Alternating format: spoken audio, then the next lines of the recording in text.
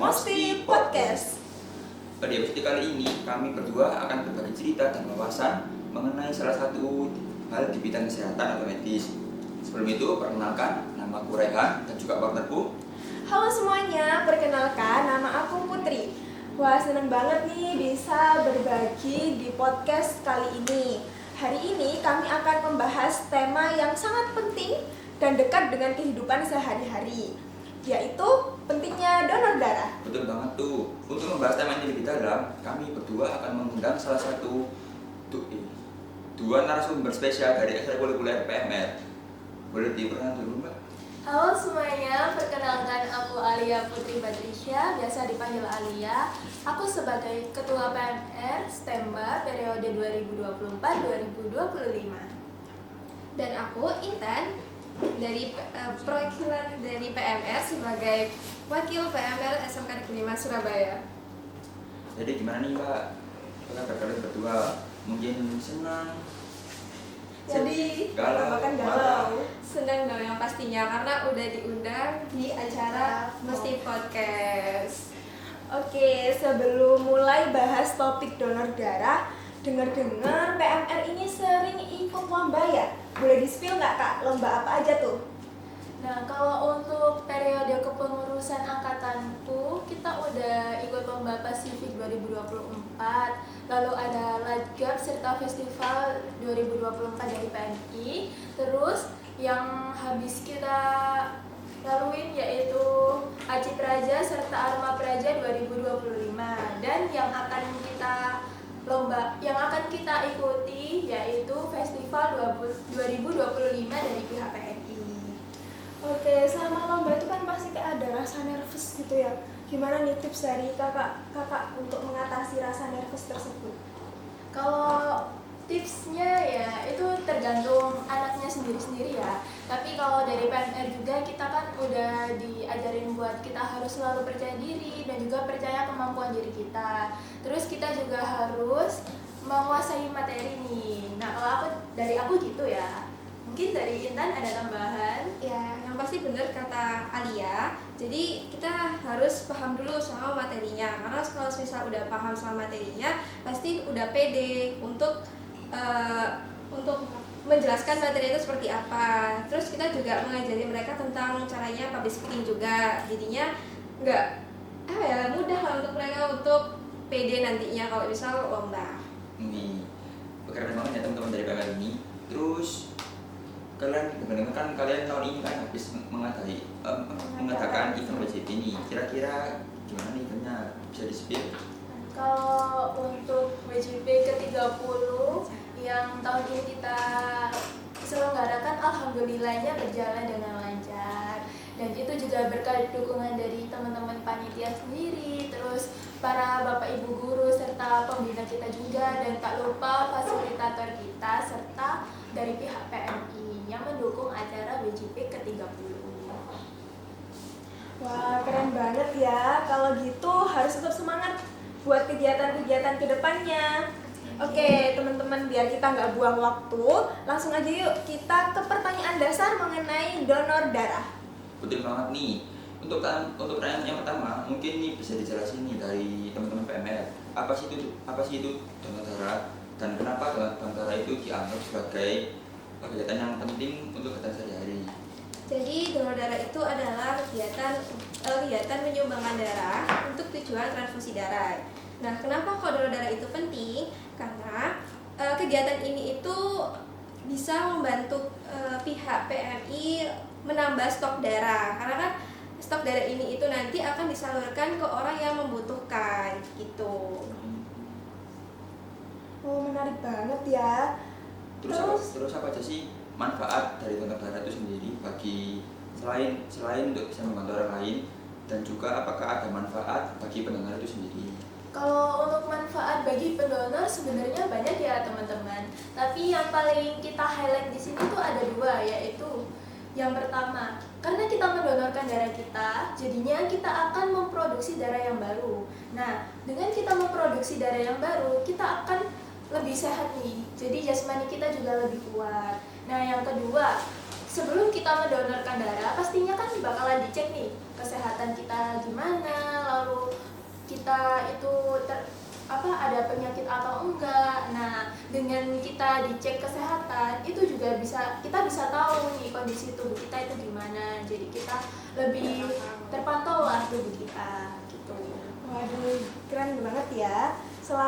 Ternyata selain kita bisa berbagi darah, kita juga dapat manfaat untuk diri sendiri.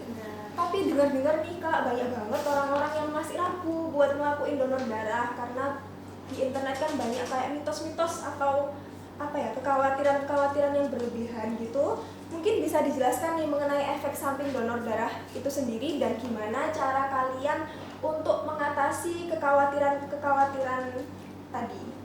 Kalau untuk cara kita mengatasi ya, kan dengan kita menyelenggarakan donor darah, kita juga pastinya menarik pihak yang sudah terpercaya seperti UTD atau unit transfusi darah. Nah, jadi untuk teman-teman kayak nggak perlu khawatir gitu, karena pastinya udah terjamin keamanannya. Dan juga untuk efek samping kan pasti kayak ada lemas ataupun takut pingsan, pusing juga.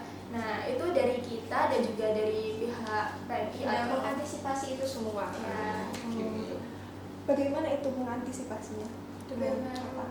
Kita dari pihak UTD ataupun PMI itu pastinya memberikan obat. Ya sudah sedia pastinya snack. P3K ya. Ya, untuk menambah imun mereka dan juga mempercepat mereka untuk memproduksi darah baru. Ya mungkin dari teman-teman sendiri itu mungkin ada yang ingin ingin mendengarkan darah. Ya. Nah kalau tempatnya sendiri itu bisa di mana ya? Mungkin bisa di rumah sakit terdekat atau Kalau event di SMK Negeri 5 sendiri itu Bisa. kita mengadakannya juga ya. Jadi khususnya warga Stemba ini gak perlu jauh-jauh, yang pasti bisa datang di event kita. Karena event kita tuh rutin tiap 3 bulan sekali. Tuh, jadi langsung aja. 3 bulan sekali loh teman-teman. Iya. berarti yang dijelaskan sama Mbaknya tadi itu peran PMR dalam mengajak siswa dan siswi SMK 5 Surabaya Iya. itu aktif ikutin donor darah. Yap, sebenarnya jadi peran kita Oke. mengajak mereka untuk ikut donor darah. Terus mungkin bisa dijelasin nih tips buat orang yang pengen donor darah nih, apa aja tuh tipsnya? Mungkin yang bisa disiapin sebelum mereka donor darah.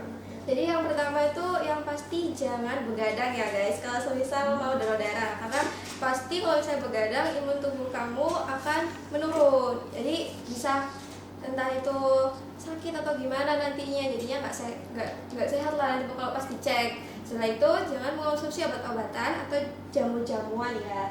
Terus setelah itu usahakan umur kalian itu sudah 17 tahun dan Atau sudah memiliki KTP. Nah, lalu untuk perempuan yang sedang menstruasi atau ibu-ibu nih yang sedang hamil ataupun sedang nifas itu tidak diperkenankan untuk menyumbangkan darahnya, karena kan mereka sudah mengeluarkan darah nih. Kalau kita ambil darah mereka, takutnya itu efek sampingnya lebih besar, lebih berat gitu. Terus kan tadi yang perkara begadang, tidak Ya. begadang. Terus kan ada beberapa orang tuh yang punya penyakit insomnia. Ya. Terus itu gimana Kak cara mengatasinya? Untuk cara mengatasi kan pastinya dari dirinya sendiri kan. Kalau udah tahu mau donor darah, nah sebisa mungkin nih mereka harus bisa tidur di jam 9 atau mungkin di bawah jam itu untuk imun mereka tuh jauh lebih Sehat. ya lebih sehat. Dan pastinya itu nggak boleh minum obat-obat tidur atau yang Iya, bikin minum tidur, obat karena juga. itu kan di poin 2 tadi juga nggak boleh minum obat-obatan atau jamu-jamu. karena darahnya nanti bisa terkontaminasi sama ya zat-zat obat tadi kan. Ya. Nah jadi itu tuh teman-teman, buat kalian yang suka begadang jangan sering-sering ya. Oke. Terima kasih banyak nih atas penjelasannya Kak. Mungkin sebelum ditutup, apakah ada pesan dan kesan untuk para pendengar?